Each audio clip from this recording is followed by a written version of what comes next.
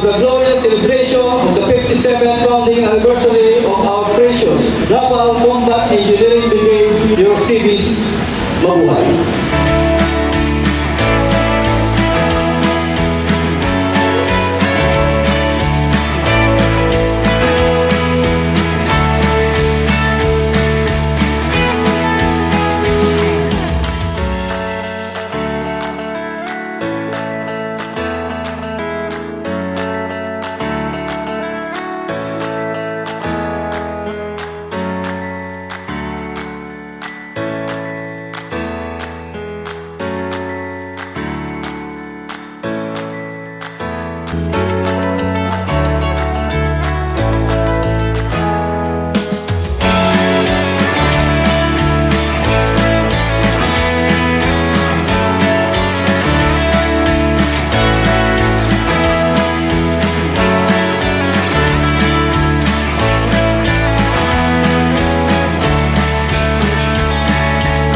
And resilient force capable of meeting the demands of modern naval warfare and maritime security.